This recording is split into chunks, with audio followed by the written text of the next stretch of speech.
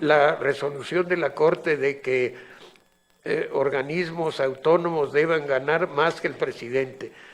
Yo creo que esta decisión es muy discutible y muy difícil de tomar desde el punto de vista de la legislación vigente. Don, gracias. Bienvenido, doctor, a este ejercicio, para mí, de las facultades más importantes que tenemos en el Senado de la República. En lo personal, siempre lo he dicho, yo busco tres cosas cuando estoy decidiendo un voto con respecto a un cargo tan importante. Primero, tratar de hacerme una idea si la persona es una buena ser humano o no, y sé que es muy subjetivo, pero a mí me parece que un buen ser humano puede equivocarse, pero nunca va a tener mala fe y corregirá. En cambio, un mal ser humano pues puede hacerle mucho daño al país. Eso, pues, evidentemente tienes que hacer una exploración de la trayectoria de vida y demás. El segundo criterio que en lo personal busco es la capacidad, el profesionalismo, el desempeño en los cargos anteriores, y eso ya es muy objetivo y se puede analizar. Y el tercero, y para mí más importante en este momento, es la garantía de autonomía e independencia que debe tener la persona y sobre todo estos lugares. Déjeme empezar reconociendo su trayectoria y reconociendo su calidad como ser humano. En mi opinión, es usted un hombre íntegro y es un hombre muy capaz. Y lo digo completamente. Creo que hay que reconocer cuando alguien ha tenido una trayectoria de vida destacada y creo que es su caso. Pero quisiera hacerle una serie de preguntas que tienen que ver con posturas que para mí son importantes conocer y con la opinión sobre autonomía e independencia. Y procedo. Hubo un debate muy amplio en términos de la consulta popular mal llamada sobre expresidentes. Hubo una votación dividida en la Suprema Corte de Justicia de la Nación y es muy probable que se vuelva a poner al seno de la Corte otro tema que ponga en debate si se pueden consultar o no derechos humanos. En este caso, evidentemente, pues no se debió haber aceptado en mi opinión, pero quiero conocer su opinión. ¿Fue correcta la decisión de la Corte de permitir la consulta popular o no? Segundo, prisión preventiva oficiosa, su opinión al respecto. ¿La considera violatoria de derechos humanos o no? Y en particular, si considera adecuada la decisión que tuvo la Suprema Corte de Justicia de la Nación en otra vez una votación dividida, que con un voto más hubieran declarado constitucional una reforma que se hizo en una ley secundaria en materia de delitos fiscales que permitió meter por la puerta trasera, cuando no hubo reforma constitucional, sumar delitos a prisión preventiva oficiosa. Me gustaría conocer su opinión. Tercero, me gustaría conocer su opinión en relación con el aborto. Cuarto, me gustaría conocer su opinión en relación con la militarización en México. Hubo una reforma que permitió usar de manera regulada, extraordinaria, fiscalizada, subordinada y complementaria por 5 años las Fuerzas Armadas. Sin embargo, es evidente que el gobierno ha utilizado a las Fuerzas Armadas de manera permanente y rompiendo estos principios. Sacaron un acuerdo de militarización que está impugnado. Yo quisiera saber si usted cree que el uso de las Fuerzas Armadas al día de hoy se apega a la Constitución o no en labores de seguridad pública. Quinto, me gustaría saber su opinión con respecto de si puede declararse inconstitucional una reforma constitucional. Esto en el marco del principio de progresividad de los derechos humanos, es decir, hay en el artículo primero una protección de que no se puede dar marcha atrás en materia de derechos humanos, pero constantemente se hacen reformas constitucionales que claramente le limitan derechos humanos a los mexicanos. Ejemplo concreto, aumentar delitos en materia de prisión preventiva oficiosa. Riño no, y en otro caso, si a través de un tratado internacional se puede declarar la inconvencionalidad de la propia Constitución. Termino ahí, tengo otros temas, pero no quiero abusar. Termino ahí, no sin antes hacerle un reconocimiento por su valentía y haber sido el único consejero de la Judicatura que públicamente rechazó la reforma que se dio en materia de justicia, donde indebidamente y legalmente se le amplió el mandato al presidente de la Corte y a ustedes como propios consejeros. Se requiere valentía para hacer lo correcto, aún en contra del propio interés personal, y yo eso lo quiero reconocer. Muchas gracias por sus respuestas, doctor Batis. Sí. Muchas gracias, senador secretario. Le damos el uso de la palabra al compareciente, al maestro Batis.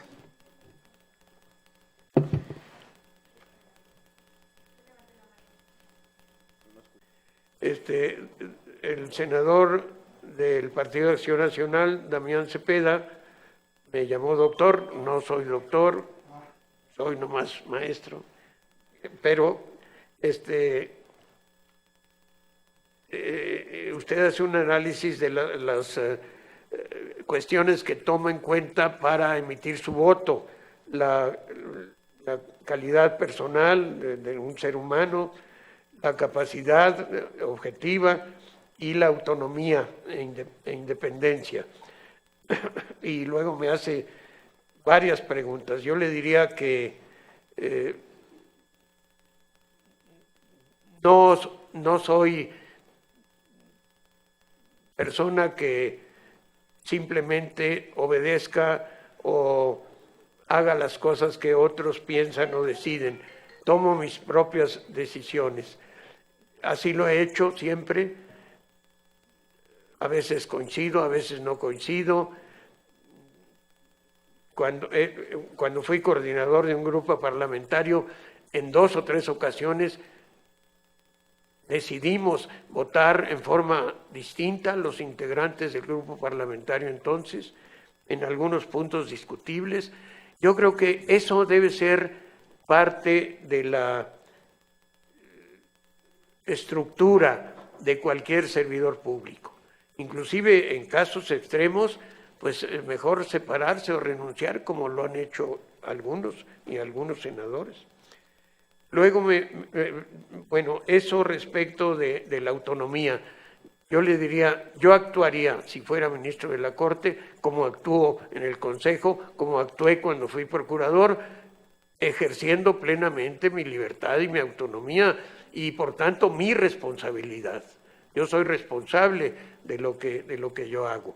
Les puedo decir con absoluta certeza, porque lo recuerdo muy bien, que durante los 5 años que fui procurador en el gobierno de Andrés Manuel López Obrador, nunca me dijo, te voy a mandar una persona, te voy a recomendar cómo va esto. Se enteraba, teníamos las mañaneras, declaraba él muy temprano y yo un poco, unas 2 horas después de lo que estaba pasando, le daba seguimiento a las cosas. Alguna vez, en un caso, me dijo, no te van a creer, aunque un conductor de televisión levante la ceja y dijo, no lo creo, con eso te echan abajo tu argumento. Y pues sí, pero esa es la verdad a la que yo llegué. Nunca hubo una indicación de cómo resolver un caso, ni en favor ni en contra de nadie.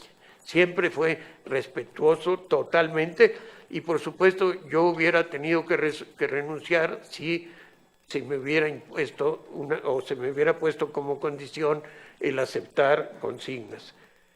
Luego me hace un interrogatorio grande, largo. Primero,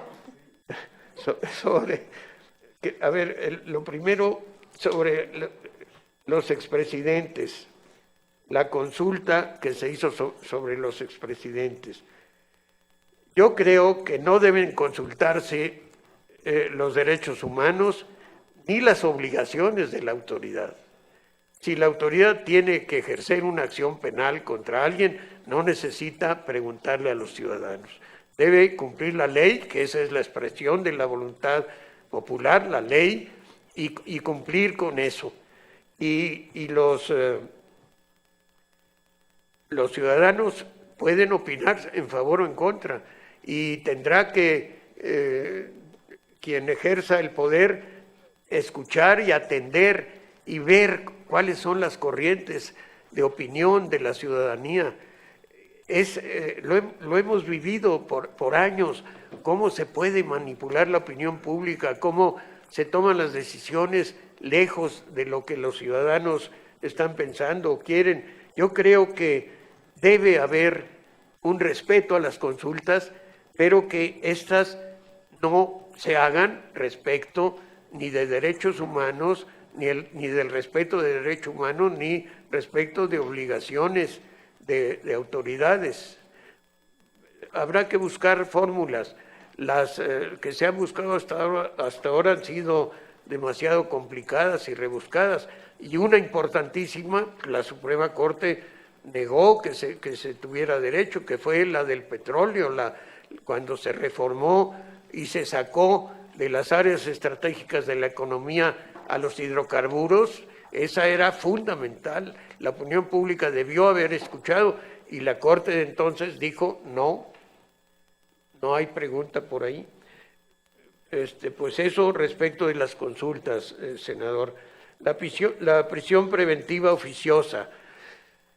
Yo he dado mi opinión públicamente de que no es procedente. Creo que nunca debe ser oficiosa la prisión preventiva.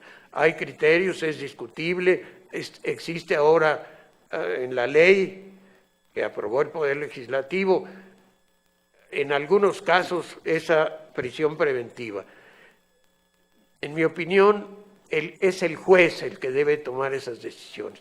Debe haber para el juez la libertad de tomar la decisión en cada caso concreto, tomando en cuenta la edad, las posibilidades económicas, la situación personal, de salud, muchas cosas, y la peligrosidad también, todas las circunstancias específicas de quién puede gozar o no de la libertad condicional.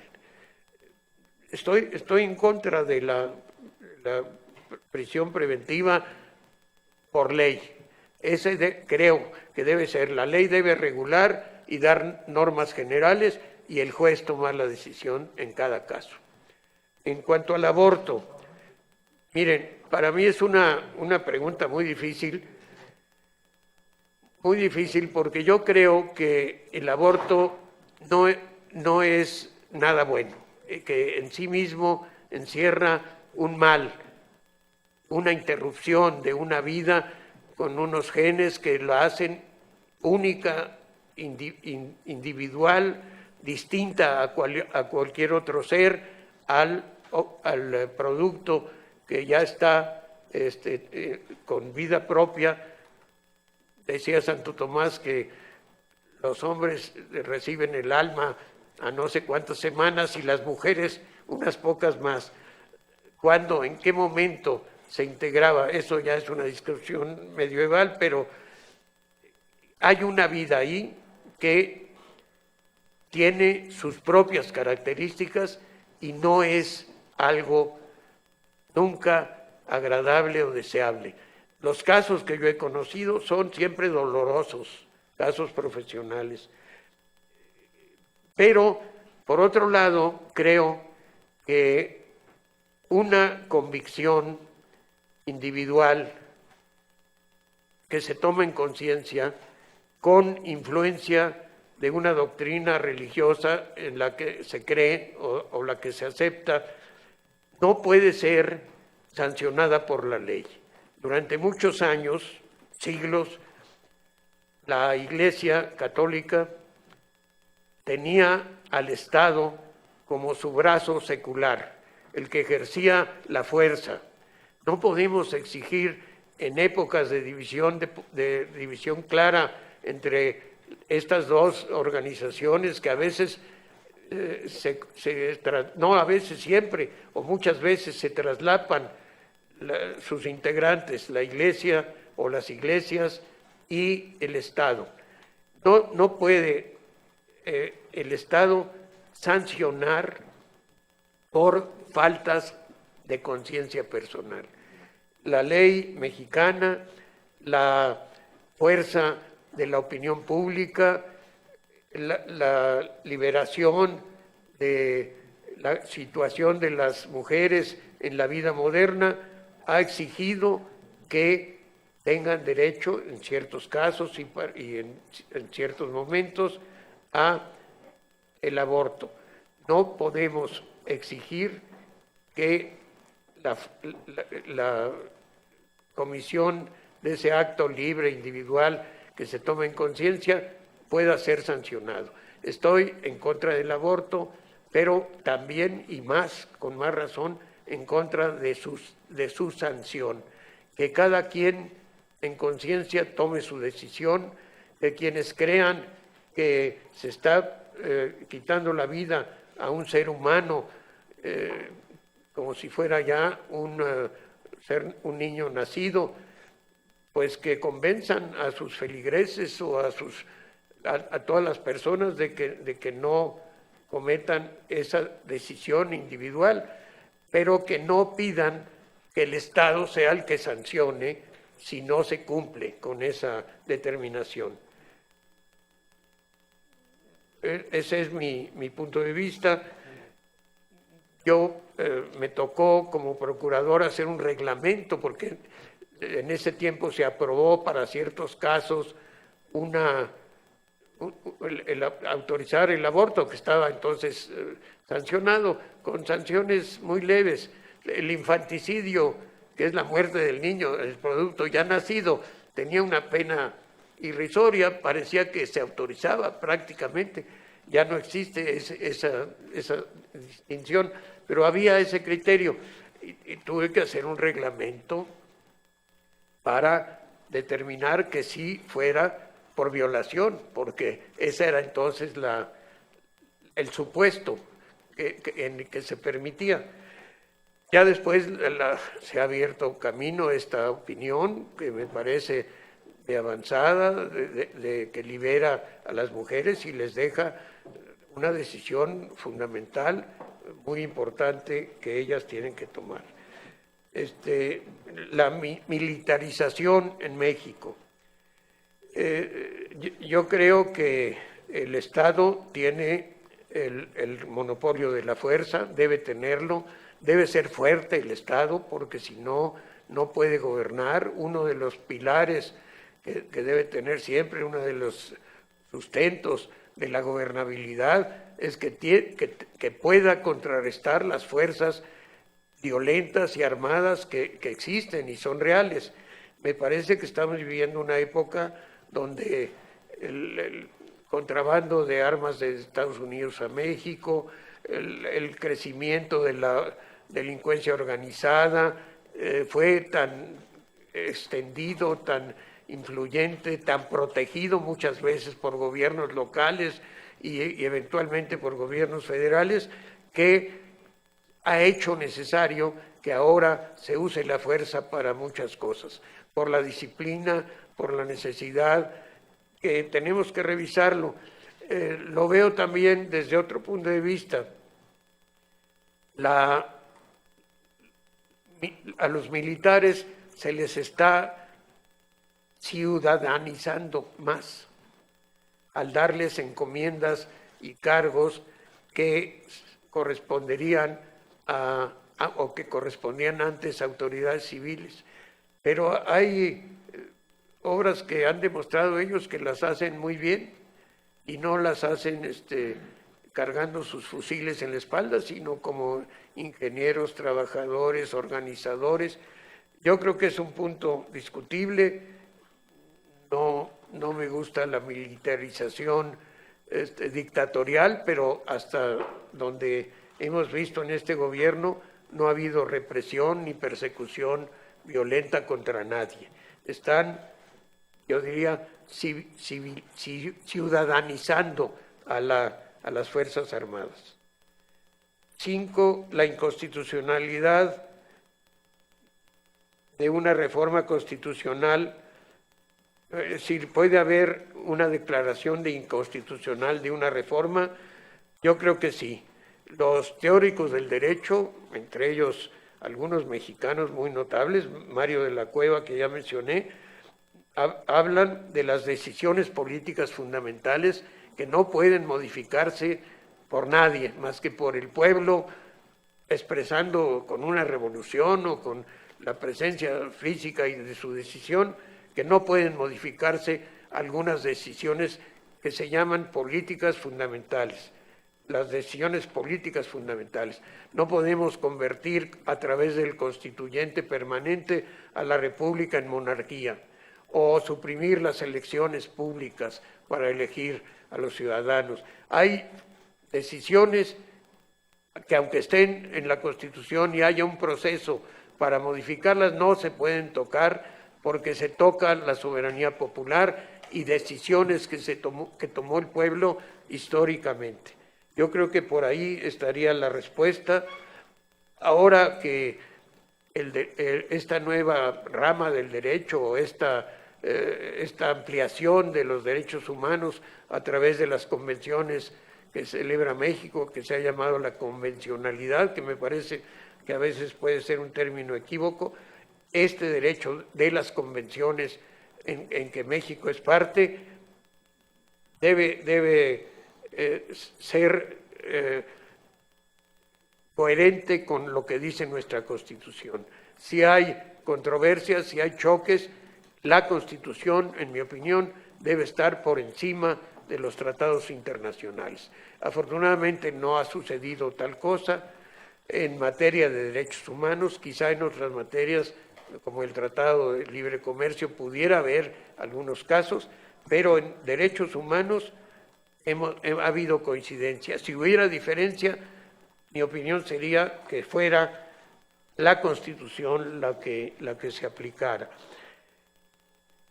La convencionalidad puede ser corregida por nuestra legislación, por ustedes, por el Poder Legislativo cuando actúa como poder de reforma constitucional. La resolución de la Corte de que organismos autónomos deban ganar más que el presidente. Yo creo que esta decisión es muy discutible y muy difícil de tomar desde el punto de vista de la legislación vigente. Hay reglas del derecho laboral que dificultan una decisión puramente legislativa. No puede disminuirse el salario, por ejemplo, de los ministros de la Suprema Corte de Justicia. Hay decisión expresa, hay otras decisiones de carácter laboral. Yo creo que este es un proceso que debe ir penetrando paulatinamente en la colectividad, de que pues si el representante o el que ocupa el cargo más importante del Poder Judicial, del Poder Ejecutivo, tiene un salario y que es el que tiene más responsabilidades que cualquier otro servidor público, porque unos dependen de él y porque los otros dos poderes no son individuales sino colegiados, pues yo creo que esa idea puede ser discutible, pero también si se toma, pues irla adecuando a la realidad de nuestra legislación y a lo difícil que es para alguien que ya tiene un ingreso determinado que de pronto se le disminuya. Son cosas de hecho, de convicción, de legislación. Yo creo que, digamos, como un objetivo a alcanzar en algún tiempo, esa debe ser la regla. La estructura de los ingresos de los servidores públicos tengan un tope en el salario del presidente. Es una respuesta más moral que jurídica, cuesta trabajo. No creo que en este momento podamos encontrar una salida puramente legislativa o jurisdiccional para el caso de que llegara un asunto de esos a la Corte, sino que se debe aplicar la ley vigente y la decisión individual de cada servidor público y que vaya abriendo camino esta decisión política.